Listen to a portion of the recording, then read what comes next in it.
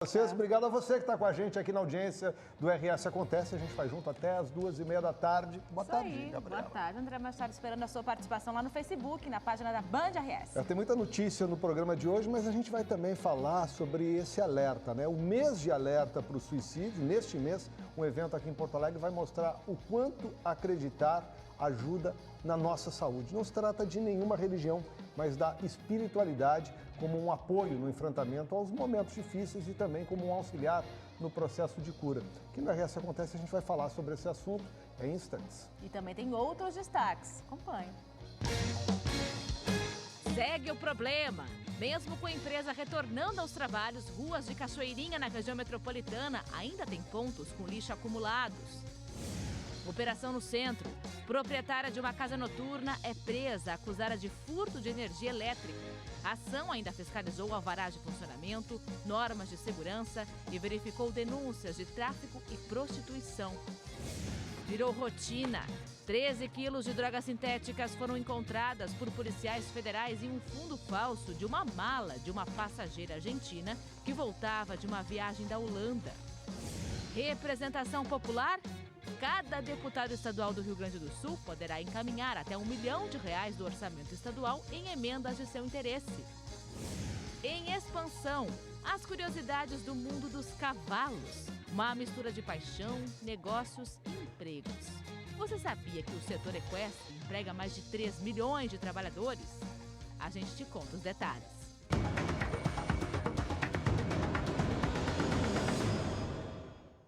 Você pode nos acompanhar também por aqui, né? Pelo Facebook da Band. Facebook da Band. Manda lá seu recado que a gente responde, conversa ao longo do programa. Olha, ainda não deu. A expectativa do poder público era de que ontem o lixo acumulado nas ruas de Cachoeirinha já tivesse sido recolhido. A realidade é que o trabalho da empresa foi insuficiente e a população segue convivendo com os rejeitos nas ruas da cidade. Aqui na região metropolitana a gente já viu um pouquinho aí na abertura do programa. Verdade. Para gravar essa situação ainda amanhã foi de chuva na Grande Porto Alegre. O repórter Jonathan Bittencourt e o cinegrafista Marcelo Campedelli foram nesta manhã até o município e nos mostram agora o que encontraram por lá. Basta percorrer alguns bairros da cidade para encontrar contêineres abarrotados de lixo. Até foi possível achar um vazio, só que do lado de fora... É uma vergonha, né? Porque até o cheiro, né? Os mosquitos, quando faz sol, calor aí, fica horrível, né, cara? A gente resolveu dar uma passada nessa loja porque na frente dela a gente encontrou um container com muito lixo acumulado do lado de fora. E a situação não é diferente quando a gente abre, transbordando. Em 5 minutinhos desde que a gente chegou aqui, a gente já sentiu o forte cheiro. Em frente, nós temos ali um posto de saúde. Neste cruzamento, acontece logo mais uma feira comunitária para venda de frutas e verduras. A situação aqui pode piorar, porque esse é o principal ponto de descarte. Os próprios clientes mesmo reclamam, né? Ai, que fedor, que mau cheiro, né? E acaba também dentro da loja ficando fedorento, né? E depois também tem a feirinha, né, que descarta ali as frutas e verduras. Daí no outro dia pior ainda, porque daí é fruta podre, né, que fica fedendo aqui na porta da loja. A gente não sabe onde colocar, né? Ali atrás do hospital tem um lugar de colocar, mas só que não tem como. Não tem como nós tirar daqui, né? Só os caminhões da prefeitura que pode fazer esse tipo de trabalho. O contrato que o município mantém com a empresa para recolhimento de lixo na cidade vai se encerrar no dia 28 de setembro. Por causa disso, a prefeitura alega que sofreu uma espécie de revide. Nós tínhamos um contrato há mais de 6 anos com a empresa Conesul e fomos notificados pelo Tribunal de Contas que não poderia mais ser renovado esse contrato. Então, em caráter emergencial, a gente contratou outra empresa e comunicamos a retirada da empresa Conesul até 28 de setembro, que está ocorrendo normalmente. A gente pede desculpa à comunidade do transtorno causado, que quando há uma ruptura de contratos, sempre há transtornos, né? De acordo com a administração do município, uma força-tarefa está em andamento para recolhimento do lixo acumulado. A prefeitura promete normalizar a situação ainda hoje. Então, o que a gente pede um pouquinho de paciência para a comunidade, não colocar o lixo agora, nesse momento, deixe para amanhã, que amanhã vai estar normalizado e não vai estar de volta dos contêineres, né? A única coisa que eu não gostei é que agora o caminhão veio aí, ó, buscou o lixo e o resto que estava ao redor aí, ó, ficou. Tá feia a coisa por lá, hein? Ontem o prefeito Miki Breyer conversou conosco, a expectativa era que resolvesse ontem, passou para hoje, tomara de fato se resolva essa situação. Vamos falar agora sobre aqui a cidade de Porto Alegre. O juiz Cristiano Villalba Flores, da terceira vara da Fazenda Pública da capital, determinou que a Câmara Municipal volte a expor os trabalhos da exposição Independência ou Risco. Os 32 trabalhos da Grafar, Grafias Associados do Rio Grande do Sul, foram recolhidos por determinação da presidência da Casa por considerar alguns dos desenhos ofensivos ao presidente da República, Jair Bolsonaro.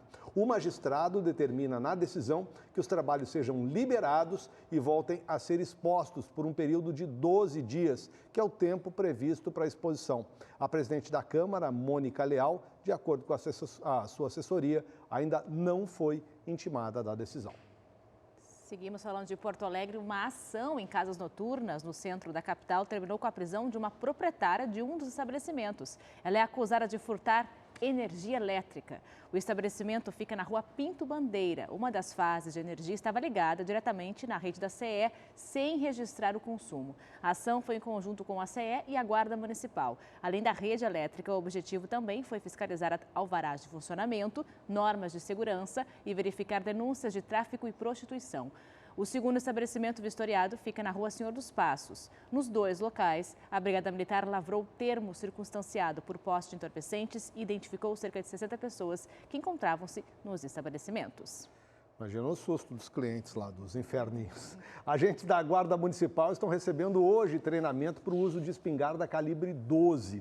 A especialização para esse tipo de armamento, de uso comum da Brigada Militar, ocorre no Centro de Treinamento de Técnicas e Táticas Especiais, que fica no bairro Belém Novo, na zona sul da capital. Um decreto, publicado no Diário Oficial de Porto Alegre, no último dia 4, permitiu à Guarda ampliar os calibres de armas e qualificar, assim, o patrulhamento preventivo ostensivo. Conforme esse decreto, a partir de agora poderão ser utilizados todos os tipos de armas que são previstos na legislação federal. E virou rotina a nova apreensão de drogas de tráfico internacional no aeroporto aqui de Porto Alegre. Foram 13 quilos agora de drogas sintéticas que estavam em um fundo falso de uma mala de uma passageira argentina que voltava de uma viagem da Holanda. Eram 11 quilos de MDMA, uma droga sintética, e quase 2,5 quilos de comprimidos de êxtase. A droga foi localizada por cães farejadores. Em depoimento à Receita Federal, a Argentina respondeu que pretendia passar uns dias em Porto Alegre antes de retornar para Buenos Aires.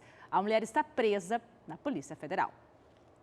Já aqui no sul do estado, a apreensão foi de bebidas. A Receita Federal interceptou no Chuí um caminhão uruguaio carregado com bebidas alcoólicas pela prática de descaminho, que consiste no não recolhimento de impostos. A carga de mais de 1.100 garrafas de uísque está avaliada em quase R$100 mil. A bebida e o veículo foram retidos e o motorista preso em flagrante. Uma em cada quatro unidades de saúde aqui de Porto Alegre estão sem vacina pentavalente. A dose imuniza contra difteria, tétano, coqueluche, hepatite B e hemófilo B. A repórter Laís Dapper nos explica o problema. De acordo com a Secretaria de Saúde da capital, 33 das 140 unidades de saúde aqui de Porto Alegre estão sem as doses. Isso representa 23% dos postos. E essa realidade tende a piorar. Isso porque várias cidades da região metropolitana estão também sem o abastecimento. E muitas pessoas têm procurado Porto Alegre para se imunizar. De acordo com o Ministério da Saúde, isso está acontecendo por conta de uma regulação da Anvisa que mudou os parâmetros da vacina. Então agora os laboratórios estão readequando o medicamento à legislação brasileira. A previsão é de que no mês que vem essas doses sejam normalizadas em todo o estado. Olha, em Caxias do Sul, na Serra, a polícia está investigando uma suspeita de latrocínio, que é o roubo seguido de morte. A vítima, identificada como Eliane Paula Massocchini, de 45 anos, estava indo para o trabalho quando ela foi morta a facadas. Foi na manhã dessa quinta-feira. A polícia acredita que houve um assalto. Segundo uma testemunha, a mulher teria sido abordada por um homem ao descer do ônibus. A vítima teria reagido e então sido atingida com 4 facadas. Ela chegou a ser socorrida, mas morreu a caminho do hospital dentro de uma ambulância do SAMU. Cada deputado estadual do Rio Grande do Sul poderá encaminhar até R$ 1 milhão do orçamento estadual em emendas de seu interesse. O anúncio foi feito ontem pelo governador em exercício, Ranolfo Vieira Júnior. Pelo Twitter, o governador Eduardo Leite afirmou que o Piratini não está dando dinheiro aos parlamentares, mas fazendo retornar recursos ao povo por meio de investimentos através de seus representantes eleitos. Secretaria do Planejamento, Leani Lemos, é nossa convidada de hoje aqui no RS Acontece para nos explicar mais detalhes que criou uma polêmica desde esse anúncio até agora, nesse momento, né? Essa oportunidade, secretária, para explicar para quem está nos assistindo. Bom, antes de tudo, obrigada pela oportunidade de estar aqui. Eu acho que é a primeira vez que a gente conversa. Mas eu acho muito saudável a polêmica, toda novidade ela traz, né? Toda uma discussão. E é uma meia novidade, porque já houve no Estado a execução de emendas parlamentares, isso foi suprimido e me parece que não teve um bom histórico. Então, as pessoas têm uma carga, né, de crítica que eu acho saudável também, é um processo de aprendizado. Eu acho que a iniciativa do governo, a decisão do governo, é de alocar 0,1% do orçamento, 0,1%. Então, 99,9% do orçamento continua sendo executado pelo Poder Executivo e 0,1% será executado, não executado, mas indicado pelos parlamentares. E eu acredito, isso é uma prática que acontece tanto no governo federal, em outros estados, em São Paulo, por exemplo, são quase 500 milhões. É de livre indicação, secretária? Isso significa o quê? Eu sou uma deputada lá em Passo Fundo e na minha cidade tem lá uma escola que precisa de troca de telhado. Eu posso indicar para a escola, para o hospital, eu posso indicar para o município, na verdade... Sabe o que me chamou mais atenção nesse processo, que eu vou aproveitar para poder questioná-la? Não faz uma semana nós estávamos aqui conversando com o secretário Gastal sobre a consulta popular, onde o Estado inteiro é convidado a votar para alocar recursos do orçamento a partir de opções 4, 5 por região. E o total são 20 milhões de reais. Nós estamos falando de 55 milhões de reais que são entregues aos deputados. A gente não está dando muito para os deputados e pouco para a população nessa hora da escolha. O deputado também é eleito pela população, né? Então, eu acho que quando a gente critica os políticos, e a gente critica com razão muitas vezes, porque nos frustram, ele também é eleito para nos representar e representar os interesses da nossa comunidade. Então, quando o orçamento permite, na verdade, a permissão para se fazer emendas, isso está previsto em lei, não é nenhuma novidade em termos legais, né? O que está se fazendo é o parlamentar poder alocar algum recurso para uma política pública em que ele dê até 1 milhão, é isso? Ele pode, e aí são sugestões que nós fizemos do ponto de vista técnico de como operacionalizar isso, seriam até 10 emendas no valor de até 1 milhão. O bolo todo pode somar 1 milhão. Mas pode ser até 10 emendas. Então, podem ser colocados para a rodovia, para a área de educação. Inclusive, 50% que nós estamos sugerindo é que 50% das emendas sejam alocadas nas áreas de educação e saúde, porque, inclusive, isso... Não corre o risco de ficar alguma região sem atendimento, por exemplo, secretário? Eu acho que não. Eu acho que existe aí... A sociedade vai aprender a lidar com isso. É um processo de aprendizado para todo mundo. É para nós, para o Executivo, a execução do próximo ano dessas emendas. Será para os deputados também, como é que eles vão priorizar, porque eu tenho certeza que chegarão inúmeras demandas, mais demandas do que eles são capazes de absorver. E também a sociedade. Então, com o tempo, a gente vai ver que as universidades vão se organizar, que as escolas vão se organizar. E os pequenos municípios vão pedir o que precisam. Os pequenos municípios que, às vezes, no plano mais geral, às vezes, a gente não chega lá. Eu acho que é uma oportunidade. Eu estou vendo a questão do senso comum e as pessoas dizem assim, vão pegar 55 milhões e tal. Isso era um recurso que o Estado já iria alocar em alguma situação. Ou seja, não é um dinheiro novo que está sendo colocado a mais e vai onerar o Estado, é isso? Isso, a gente só fez uma reserva, a gente chama, é uma parte do orçamento que a gente chama reserva de contingência, justamente para que aqueles projetos que estão ali, consulta popular, ou que são os projetos estratégicos, não sejam modificados. Então, em orçamentês, a gente diz, para fazer o emenda, você precisa cancelar e suplementar. Então, eu preciso cancelar de algum lugar. Então, a gente fez uma reserva que é dessa reserva de contingência, ou seja, está lá esterilizado, não vai tirar de nenhum projeto e cada deputado poderá alocar a partir desses valores. Né? Acho que essa foi a grande confusão, né? A gente tem visto nas redes sociais muitos parlamentares, não são poucos, dizendo que são contra, que não vão alocar. Cito aqui o deputado Edson Brum, recentemente me mandou mensagem, bancada do Novo, tal. Então, se eu somar só esses 2 deputados do Novo, mais o Brum, são 3 milhões. O que é feito com os, com os recursos cujos deputados não apresentaram emenda? Se eles não retirarem da reserva de contingência, isso será utilizado para suplementar alguma despesa ao longo do ano, a critério do Poder Executivo. Né, que, como eu já disse, a gente já vai executar 99,9%. E a gente tem um orçamento deficitário, então qualquer recurso que ficar a gente vai alocar, não tem problema. E aí é uma das questões que têm sido levantadas também, né, vocês devem ter acompanhado aí as discussões, mas a gente não tem um orçamento deficitário, então por que está fazendo emenda a parlamentar? Eu acho que existe um pressuposto de que os parlamentares irão fazer más políticas se puderem, discutindo com as suas comunidades, decidir o destino desses recursos. Eu acho que isso é um pressuposto. Eu acho que a gente tem que ver na prática como é que isso vai acontecer. De experiências assim que de outros estados, mesmo no governo federal, a gente vê que tem muitas coisas boas. Tem histórias ruins, mas também tem muitas histórias boas. Eu estava olhando antes de entrar aqui o percentual que ia para a saúde das emendas federais. Né? Nós temos mais de 80% das emendas vão para a área da saúde. Então, eu acho que eu passo da premissa de que os deputados são eleitos também com essa atribuição e poderão fazer políticas muito boas para aquelas comunidades. A senhora está pedindo um voto de confiança para a população. Eu acho que o governo está dizendo, olha, vamos experimentar. E aí tem um processo, a sociedade gaúcha ela é muito mobilizada, ela é muito politizada, tem uma cultura política muito forte. Então, eu acho que tem aí um controle social, existe a imprensa, existem os jornalistas, vocês, as rádios, enfim, as pessoas têm essa possibilidade. E hoje, o orçamento, a gente tem instrumento, ferramenta, né, softwares, tudo vai ficar disponível, a gente vai gerar relatórios e colocar na internet. Então, acho que essa transparência vai permitir que as pessoas também possam criticar e pressionar os deputados e o governo. Até para que as comunidades se mobilizem junto aos seus deputados, qual é o período para a apresentação dessas emendas?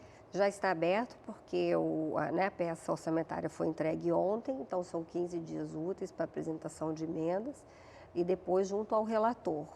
A gente deve ter esse relatório aprovado em novembro e a lei ela deve ser aprovada na Assembleia até 30 de novembro. Então, até esse período agora já é um período em que os prefeitos... É um bom momento para as comunidades se mexerem lá com os seus deputados. Assim, eu tenho boas histórias, talvez tenho uma trajetória no governo federal, no Senado, e eu me lembro de um parlamentar com quem eu trabalhei, um senador, que ele também não queria apresentar as emendas. Isso era nos anos 90, por causa dos escândalos que teve naquela época, os anões, exatamente.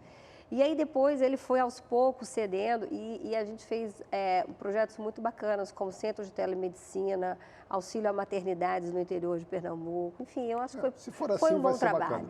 Secretária, muito obrigado por estar conosco aqui. Eu que agradeço. Preparar um chimarrão para a gente aqui no intervalo agora. Obrigado por estar conosco. A gente vai para um rápido intervalo comercial e na volta nós vamos falar sobre o acampamento Farroupilha num dia de chuva. Nós já voltamos.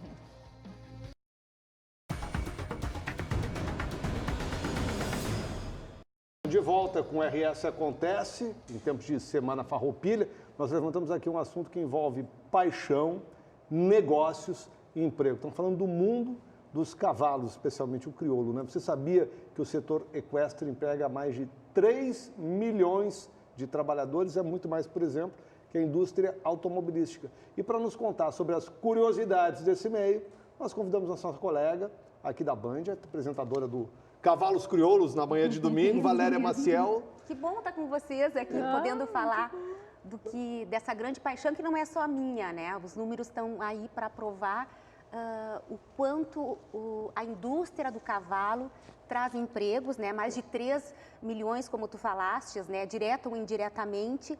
Quanta gente vive disso, famílias, e quebra com esses números, né, André? Dessa pesquisa feita pela ESAL, que está sendo divulgada agora pelo MAPA, Ministério de Agricultura, Pecuária e Abastecimento, quebra aquele estigma de que o cavalo é uma coisa muito elitizada. né? Põe por terra, porque... Não, porque 3 milhões... É muita coisa, gente, né? É muita coisa. A gente está falando no setor da equinocultura, né? Não especificamente do cavalo crioulo, que é mais o nicho que eu atuo. Sim, tu atua mais no crioulo, mas tá falando de tudo. Que isso envolve tratamento veterinário, lá da ponta. monta, de né? ponta a ponta, de ponta a ponta. Valéria. E o que é interessante, né, Gabi? Se a gente fizer um retrocesso, a gente vai ver, aí estão aparecendo algumas imagens que a gente usou no programa aí do Turf, né? Então, todos os segmentos, o ferrageador trabalhando, aí um treinador, então os remates, né? Aí é uma feira equestre que acontece na Alemanha, aí a questão dos alimentos, a questão da selaria, os eventos, esse especificamente em São Paulo, e o laço comprido. O laço comprido que só aqui no Rio Grande do Sul tem mais de 100 mil laçadores. Pois eu ia te perguntar justamente, a gente Sabe que é consegue isso? trazer um recorte aqui do estado, do que movimenta por aqui? Olha só, a gente não tem números fechados sobre o Rio Grande do Sul, mas o que eu tenho especificamente sobre o laço comprido é que são cerca de 100 mil laçadores aqui no estado. A gente tem em Porto Alegre, olha que dado interessante, eu fiquei assim abismada, Gabriela, é o seguinte, em Porto Alegre, na Zona Sul, nós temos cerca de 20 mil cavalos, 250 hotelarias, numa capital gaúcha. Né? A gente não imagina quem chega a Porto Alegre e pensa, né, numa selva de pedra, né, prédios, enfim. E nós temos cerca de 20 mil cavalos, 250 hotelarias. Imagina quantas pessoas emprega só nessa região, né? Mais o extremo sul da Zona Sul, entre a Zona Sul e o extremo sul. Eu estava vendo nas imagens ali, não é são essa que está aí belíssimas, né? agora, as imagens todas sempre muito bonitas. Maravilhosas. Aliás, como são bonitas todas as imagens do programa sempre, obrigada, né? obrigada. Que conta boas histórias, tal. Até a Valéria já fez uma série com mulheres na Doma. Isso, a gente está pensando em retomar esse projeto. E eu queria te perguntar justamente sobre isso. Qual é o papel da mulher nessa cadeia, hein, Valéria? Agora, dia 5 de outubro, eu vou participar de um simpósio em Dom Pedrito, só de mulheres, Ecos Pampa, tá? Onde são só mulheres. Então, a gente vai ter uma veterinária, especialista em odontologia equina, vou estar eu participando, trazendo a experiência como jornalista, vamos ter uma domadora que participou da série Mulheres na Doma. Então, cada vez maior, porque a gente, na verdade, existe uma cultura ainda de preconceito com relação à mulher junto ao cavalo, mas o que a gente observa em países europeus e nos Estados Unidos mesmo, que a atuação maior é de mulheres. Totalmente assim, porque não precisa força. Com essa questão de bem-estar animal e as técnicas de adestramento e doma avançando, não precisa força. Aquele conceito antigo que se tinha na brutalidade, na força, não cabe mais hoje em dia.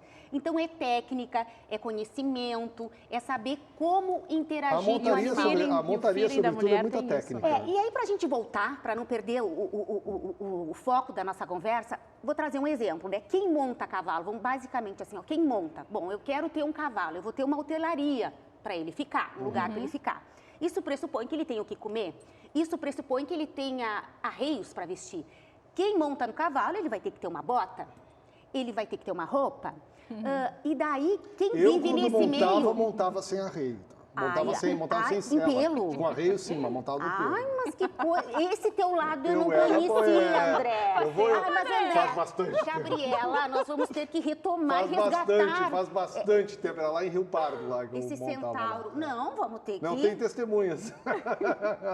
Que coisa legal. Então, realmente é muita coisa. E daí, com o avanço, com essa paixão, a gente encontra camisetas, brincos, joias, chapéus. A roupa toda, né? Tem um jeito de vestir. Então, assim, ó, é uma cadeia. E o que essa pesquisa traz também, né, que é importante, que a indústria do cavalo, ela não pode ser avaliada como outros setores do agronegócio, como setor primário, secundário, terciário, que, na verdade, ela tem que ser vista como uma cadeia, porque estão muito entrelaçados todos os segmentos. E quando a gente faz o recorte do Rio Grande do Sul, a gente se destaca dos outros estados do Brasil. Porque é muito forte essa questão da cultura do cavalo aqui no Rio Grande do Sul, né? Está muito linkada à ideologia, ao conceito do gaúcho. E agora a gente está vivendo esse momento, né? A Semana Farroupilha, isso aflora ainda mais, né? Todo mundo quer resgatar essas raízes. E a tua relação com o cavalo? Eu adoro, né? Eu adoro, eu já disse várias vezes aqui, eu não tinha relação nenhuma com o cavalo puro sangue, né? No caso, com o cavalo crioulo. Sou de Santana do Livramento, de uma cidade do interior, fronteira da Paz. Campo, né? Muito desfilei em 20 de setembro, feliz da vida. André, quero te dizer uma coisa, eu conseguia cavalo emprestado. E às vezes eles eram tão feinhos, gente, mas tão triste a visão, era a visão do inferno, que eu botava um vestido de prenda bem rodado, jogava por cima que ficasse só as orelhas em pé. Mas eu amava, porque eu estava cultuando ali, sabe? Uma coisa que eu gosto demais, que é a tradição gaúcha e que é a paixão pelo cavalo. E depois virou um cavalo, e virou tua hoje vida. virou minha vida. E hoje eu tenho a oportunidade de montar em grandes campeões, seja no freio, na morfologia, nas rédeas, viajar pelo mundo fazendo o que eu gosto. Olha que coisa boa. Mas sabe que essa questão do cavalo, o cavalo tem uma relação com o homem que é absolutamente espetacular, né? É verdade. Essa história é só minha, porque ninguém estava junto comigo, mas eu caí do cavalo. Eu montava um cavalo que chamava Gainete lá em Rio Pardo. Olha, não esqueceu o nome do cavalo, não, Gainete era o Gabriela. goleiro do Internacional e era o nome do cavalo. E eu caí do Gainete, eu caí para frente, porque eu montava sem sela, montava no pelo. E eu caí para frente. E o bicho parou com a pata, ele segurou a pata para a pata não pisar no meu peito. Isso é uma coisa assim que é inexplicável, porque o normal seria ele afundar meu peito e, enfim, poderia ter sofrido um acidente muito sério.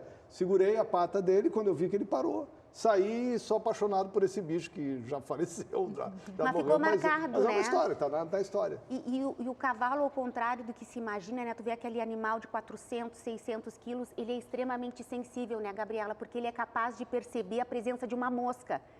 Então, assim, essa ideia de que é preciso força, brutalidade, não existe, já era.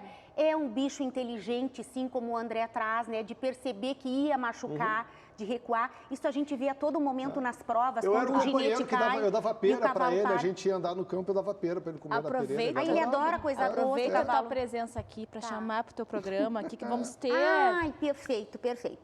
Então, domingo, às 8 horas da manhã, eu espero... 9 você vai perder, é 8 horas. 8 horas da manhã, tá? Domingo às 8 horas da manhã e às 20 horas no canal Terra Viva, programa Cavalos Crioulos. O que a gente traz nesse final de semana, entre as pautas, tá? A prova jovem do freio de ouro, com uma leitura muito legal, Gabi, que é da formação do caráter das pessoas no futuro. Muito mais do que a competição. Bacana. É trabalhar essa questão de saber perder, e as imagens são do coletivo. Isso aí. Linda, vale a pena. Vamos lá. Valéria. Vamos seguir no embalo, então, e continuar falando de Semana Farroupilha, Pois é, vamos falar de Semana Farroupilha, porque o Jonathan Bittencourt está lá no Parque Farroupilha com uma turma bem animada, apesar da chuva que caiu hoje aí em Porto Alegre. Jonathan, é o festival de dança gaúcha com escolas, fazendo uma homenagem a um grande personagem, que é o Paixão Cortes. Explica pra gente, Jonathan. Boa tarde, André. Boa tarde, Gabriela. E a todos que nos acompanham no RS Acontece. Isso mesmo, são 7 escolas da rede pública de ensino da região metropolitana da capital gaúcha que participam deste festival de dança que se chama Festival O Laçador, fazendo referência, uma homenagem à vida e à obra de Paixão Cortes. E para entender como é que funciona este projeto, está aqui ao meu lado um coordenador. Luiz Fernando, agradeço por nos atender aqui no DTG e já te pergunto como é que funciona este festival de dança, reunindo essas escolas, a idade dos participantes. Uma boa tarde. Boa tarde aos amigos que estão nos ouvindo.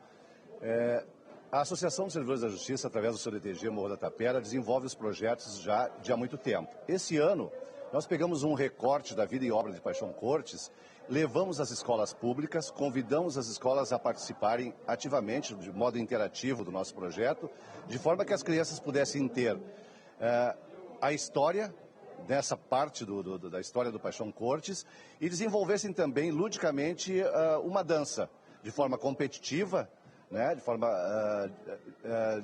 de forma que 3 escolas dessas 7, as melhores classificadas vão participar de uma final e a melhor colocada vai ganhar um passeio para a cidade histórica de Rio Pardo, que é o berço da Revolução Farroupilha, né? O berço da Revolução Farroupilha. E até perguntando quando que vai ser a final? Já tem aqui o último dia, né, de eliminatória, mas quando que vai ser a final? Hoje se apresenta a última escola, agora à tarde, está chegando aqui conosco. E amanhã nós divulgaremos, então, os resultados da classificatória das 7 escolas. As 3 finalistas vão se apresentar aqui na tarde da quinta-feira, dia 19. Então, marque na agenda, então, para vir até o acampamento Farroupilha. Professor Wilson, quais são os critérios, como é que é para trabalhar com a gurizada para fazer essa apresentação no Festival de Dança O Laçador? Boa tarde. Boa tarde, público que está nos vendo. Bem, a forma de como nós estamos elaborando, ou seja, primeiro nós apresentamos 2 casais dançando, as danças que estão no Manual de Dança do Paixão Cortes. Assim como a gente tem 2 casais aqui. Como temos 2 casais ali, realmente. Aí mostramos a dança do pezinho, do shot, do shot vigente, que é shot enlaçado, e também o caranguejo, todas as danças do manual. E aqui a gente faz a apresentação e depois a gente coloca as crianças das escolas a executarem o passo. Que tipo de dança esses 2 casais podem mostrar pra gente agora, professor? Eles vão apresentar o tatu de castanhola, é isso? Tatu de castanhola. Então vamos lá, então. Vamos lá, então, ver como é que você faz esse passo. Perfeito, vamos lá. Vamos acompanhar agora aqui no DTG Morro da Tapera. Os 2 casais se organizando, a música toca.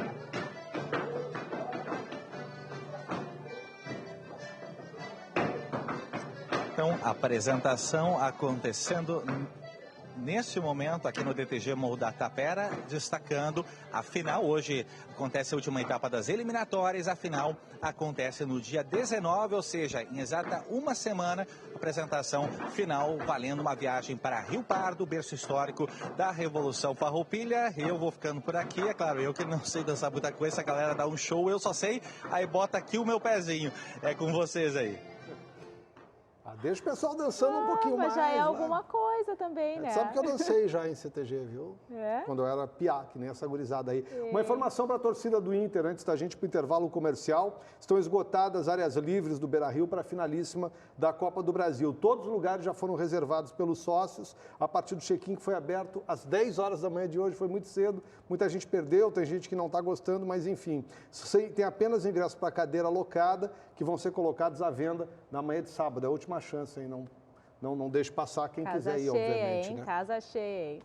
Vamos para o intervalo e na volta nosso assunto é Setembro Amarelo, campanha de prevenção ao suicídio. A gente já volta.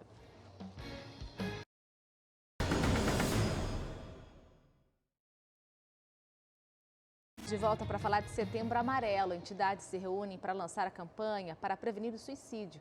E Eduardo Oliveira acompanhou e nos traz os detalhes.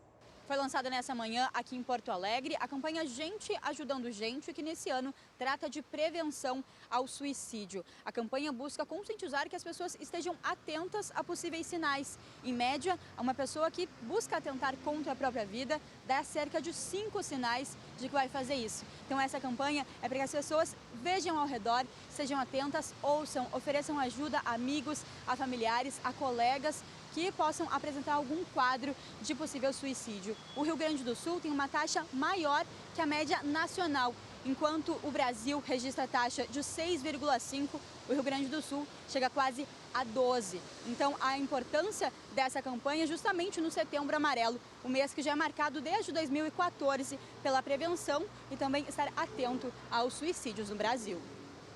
Bom, agora nós vamos falar de fé, mas também de ciência. Há quem duvide, mas nunca houve uma comprovação de que possa causar prejuízo. Ao contrário, acreditar, fazer uma oração, ter uma crença, não importa a religião. Se traz a cura, talvez, mas que alivia a alma, isso é indiscutível. Amanhã ocorre aqui em Porto Alegre o primeiro simpósio de espiritualidade e saúde do Hospital Moinhos de Vento. Aqui está no estúdio conosco, está a médica Lorena Calef e o pastor Daniel Hopfer. Obrigado por estar conosco aqui nessa manhã, nessa tarde, na manhã eu estou na rádio, né? Está conosco aqui nessa tarde. Doutora Lorena, primeiro, a ciência não é assim agnóstica, de pouca fé, ou seja, nós encontramos um momento em que as duas coisas podem compartilhar energia em busca de um resultado que é a cura? Bom, antes, primeiro, obrigada pelo convite, obrigada pela oportunidade da gente conversar nesse momento e cada vez mais o interesse e as pesquisas nesse campo estão mostrando que existe uma correlação e que existe uma melhora fisiológica, uma melhora que traz uma resposta terapêutica quando a gente consegue tomar contato e desenvolver a sua própria espiritualidade. Se sabe muito hoje em dia sobre uma situação que se chama estresse oxidativo. O estresse oxidativo é uma situação em que a pessoa vive num estresse constante e inadequado. É uma situação de ficar sempre sob ameaça, mesmo que essa ameaça não exista do lado de fora. Então a pessoa vive com um sistema noradrenérgico, enfim, adrenalina a milhão, e isso dá um desgaste para o organismo, um desgaste fisiológico que é envelhecedor do nosso corpo. E isso a espiritualidade ajuda a segurar esse processo. Ajuda a segurar, porque isso acalma. Acalma, exatamente. É isso mesmo, pastor. Eu peço para o pastor também entrar com a gente nessa conversa. Isso traz ter uma crença, conversar, fazer um pedido maior para algo que a gente acredite. Isso realmente alivia? Bem, cordial boa tarde, prezada Gabriela, prezado André, prezados telespectadores. Um prazer, de fato, estar aqui também, representando nesse momento a comissão organizadora desse primeiro simpósio de espiritualidade e saúde do Hospital Moinhos de Vento, né? Sem dúvida, eu caminho ao lado de pessoas internadas, enfermas há 15 anos no Hospital Moinhos de Vento, acompanhando sobretudo pacientes internados em nosso CTI adulto, né? E ali a gente percebe que o componente da espiritualidade ou da religiosidade, né, ele traz benefícios, né, como um sentimento de paz, da pessoa estar sendo também cuidada, assistida por algo que está além da razão, né, mas que é algo que naquele momento também, que é o sagrado, o transcendente, ou Deus, né, que está nesse momento também comigo, sorrindo na cura, mas também chorando eventualmente na dor, no sofrimento ou na morte. Vendo a programação, inclusive, pastor Daniel, é uma questão que transcende uma religião, né? Amanhã o Rabino Gershon, por exemplo, vai estar com vocês Gershon, também lá nesse... A questão é acreditar, é isso? Isso, bem isso. A ideia do nosso simpósio é podermos refletir, teólogos, teólogas, ministros religiosos, ministras religiosas, pesquisadores, doutores, em torno dessa temática preciosa que é a espiritualidade e sua ilação, a sua relação, né, com a saúde integral do ser humano, né? Na convicção, na certeza de que nós não temos alma, nós não temos corpo, nós não temos espírito, mas nós somos corpo, nós somos alma e nós somos espírito, ou seja, nós somos uma integralidade, um ser indivisível e único. Que bonito. Doutora, não só para aquela pessoa que está enferma, mas também para a família toda, né? Nesse momento, ter uma crença, acreditar, conversar mesmo com a pessoa que está dizendo, isso também faz diferença para a cura ou para o tratamento daquele paciente? Faz diferença, e inclusive a postura que o próprio paciente, enfim, a pessoa enferma e a família tiver. Que agora eu estava escutando o pastor falando, me lembrei da maneira que as pessoas têm de lidar com situações através, né, da sua fé, da sua espiritualidade. Que existe uma maneira positiva, uma maneira negativa, né? A pessoa, de uma maneira positiva de lidar, ela vai ter a transcendência, vai ter os sentimentos, vai ter essa conexão com o todo, de uma maneira que não vai se eximir das suas responsabilidades, vai contar com essa força para lhe ajudar, ao contrário de uma outra pessoa que se sente abandonada por Deus, que se sente punida, que diz, abandonei tudo, larguei nas mãos de Deus. Assim, né? Que também é comum acontecer. Então, e isso tudo a gente vê também na família, o quanto é importante lidar dessas maneiras diferentes. A gente tem visto muitos médicos, bons médicos, justamente destacando esse vínculo da espiritualidade com o processo de cura. Mas não tem resistência também no meio médico em relação a isso, doutora? Tem resistência, e isso, assim, talvez até no nosso estado... Por isso o seminário é importante, né? Exatamente. Por ter um viés, né, freudiano, né, de formação assim muito forte. Quando Freud publicou os trabalhos dele, ele disse que assim, a religião era uma motivação muito mais infantil, né? E que era sinal de imaturidade, enfim. Então, ainda existe uma certa resistência mesmo, né? Apesar de que cada vez mais os artigos e as pesquisas estão mostrando que há realmente resultados muito interessantes. Meditação, por exemplo,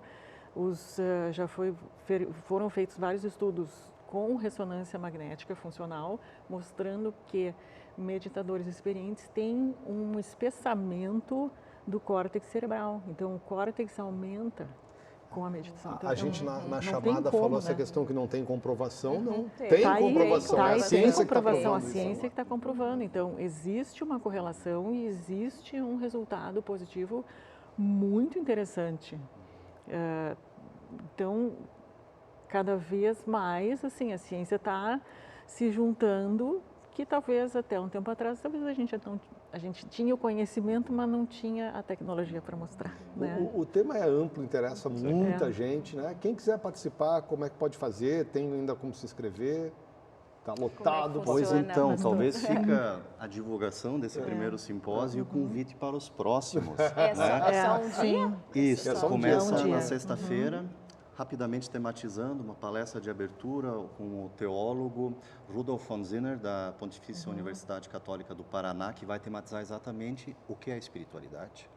Em seguida, teremos um painel interreligioso, um dos representantes, então, o Rabino Gershon, doutora Tiane, representando o espiritismo kardecista, o Lama Patma, o budismo, e o doutor Rogério Zimpel, psiquiatra, representando a fé cristã. No início da tarde, doutor Alexander, da Federal de Juiz de Fora, vai tematizar o impacto da espiritualidade na saúde integral do indivíduo, trazendo exatamente evidências científicas, né? E encerramos olhando para a prática. A doutora Lorena, a doutora Alessandra Morelli, oncologista, vão tematizar a questão da espiritualidade na prática. Falando do dia a dia. Do dia a dia. Esse não tem como se inscrever, mas vamos esperar os próximos. Os próximos. E o tema está disposto aí. Olha, muito obrigado, doutora Lorena, por estarem com a gente aqui. Sucesso no evento amanhã. Muito obrigado. Vamos Mais adiante? um rápido intervalo e daqui a pouco a gente volta para falar sobre beleza masculina. É o assunto de hoje da colunista Mariana Calil. A gente já volta.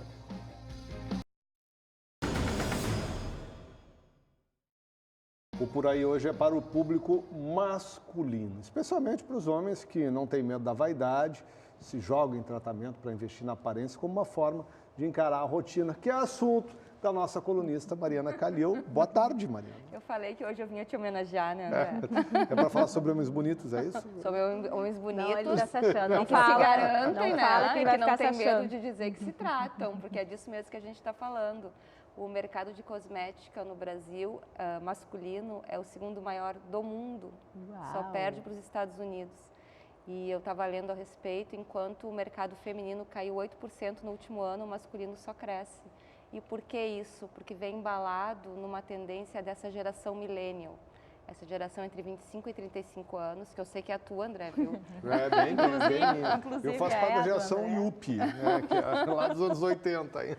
Que é essa geração que não tem medo de dizer que é vaidosa, não tem receio de demonstrar masculinidade só porque faz um peeling ou procura um tratamento de botox para suavizar linhas de expressão. E a gente vê, e eu estava me dando conta disso andando por Porto Alegre, a quantidade de barbearias. Eu disse agora, tem um monte. Porque nada mais é do que a evidência de que está crescendo esse mercado. E barbearias que viraram clubes, inclusive, né? Clubes, inclusive com jogos de pôquer, para atender um Muita público. cerveja. Muita cerveja. Sinuca.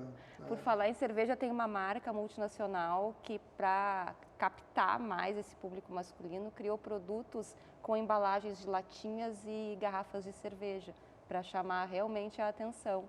E eu conversei com o Dr. Maurício de Quadros, membro da Sociedade Brasileira de Dermatologia aqui, da seção Rio Grande do Sul, e ele me contou das duas principais preocupações masculinas, a calvície e as linhas de expressão. E como é que se procura suavizar essas duas coisas? Com 2 super tratamentos que estão na moda atualmente, que inclui o Botox, o ácido hialurônico, o colágeno, porque os homens se preocupam muito em marcar a mandíbula, e a gente consegue isso com um preenchimento. Os homens confundem para ter o rosto mais quadrado. Para ter o rosto mais quadrado e pronunciar o queixo também. E eles se preocupam com a calvície, alguns existem, né, a turma da calvície e a turma que não gosta da calvície. Eu confesso que eu chutei o balde, entendeu? A questão da calvície, quando começou lá pelos 20 e poucos anos, foi necessário, né? Eu tinha um cabelão, quem vê minhas fotos quando eu era adolescente não acredita que eu tenha perdido o cabelo. Mas tem muita gente da minha geração que não soube enfrentar essa questão. Acho que a calvície, inclusive, me favorece, tá? Favorece. E sobre pintar cabelo? Pintar cabelo, não aparece muito isso, porque a tintura a gente teria que ver mais em cabeleireiro. Né, que a gente agora, o que a gente estava falando é mais de procedimento estético. E um detalhe importante que a gente não se dá conta é que a pele masculina é muito diferente da feminina. Em 3 principais itens, que é a textura, o espessamento e a densidade.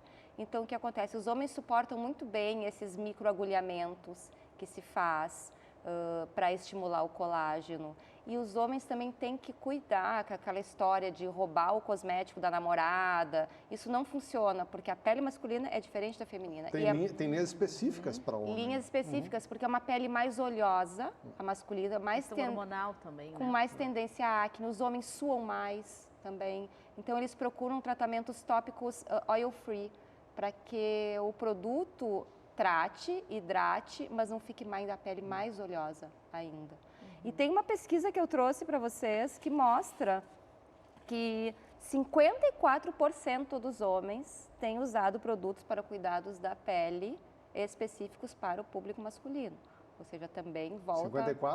54%? Te inclui nessa. Me incluo nessa. Eu uso um cremezinho específico para homens. A depilação também é algo bastante buscado. Essa tu me inclui fora. Então... Vamos fazer um quiz agora, então. Manicure. Vai? Estou fora. Já fiz, mas estou fora. Já fiz, mas estou fora. Não vou, mas é que a unha é fácil de cortar, a unha de homem, né? E os homens também têm procurado muito uma febre que hoje as mulheres têm buscado, que é a sobrancelha, o microblading, né? Tô fora. A minha é natural. Eu acho que tu não tá te enquadrando em nada aqui, né? Tem uma coisa que tu tá falando que eu já fiz e vou fazer de novo, que é a aplicação de Botox. Aplicação de Botox, sobretudo para o vídeo. E para eliminar essa linha. Não é para tirar nada aqui do Lauro, ficar com aquela cara de sem movimento, mas ele faz bem e ele dá um aspecto... Ele rejuvenesce. Confortável, adequado. É. Porque eu acho que o grande medo das pessoas quando vão fazer qualquer procedimento é que você não pareça mais com você. Então você tem que fazer uma coisa que seja suave. Mas tudo é questão de suavidade e de não abusar. Né? E também do profissional que está fazendo, E do profissional que está fazendo. Todo mundo tem medo de ficar com a cara da Gretchen, entendeu? Mas os homens confundem muito Botox com preenchimento, com ácido hialurônico e essas coisas, porque o Botox é justamente para isso, para suavizar as linhas de expressão. O preenchimento é quando tu começa a querer, né, não ter mais o rosto que condiz com a tua idade. Então não adianta a gente ter 50 anos e querer parecer uma guriazinha de 20. O que mais que tem? Temos um minuto, Mari. Temos. Que mais que mostra? 13% depilam a sobrancelha. Não. 24% investem em tratamentos faciais. E isso é interessante, o Botox não deixa de ser isso. São os peelings de cristal, né, os peelings de diamante, que deixam a pele mais iluminada. Agora, uma coisa interessante é que ainda existe a preocupação dos homens em esconder que fazem o tratamento. Então, eles não costumam contar para os amigos. Rompi esse laço agora. Porque tu contou agora. não só para o Estado, mas para o mundo inteiro, todo. O mundo todo porque pela nós estamos no internet. Facebook, notícia do dia. Vou ligar para minha dermatologista marcar mais uma aplicação. Mari, obrigado. Semana que vem a gente se encontra por aí de novo. Obrigada, Mari, pela tua presença. Vamos ficar por aqui, então? Pois Ficamos por aqui. O RS Acontece fica por aqui. Você tem outras notícias às 10 para 7 da noite no Band Cidade. Uma boa chuva para você. A gente se vê amanhã. Tchau, tchau.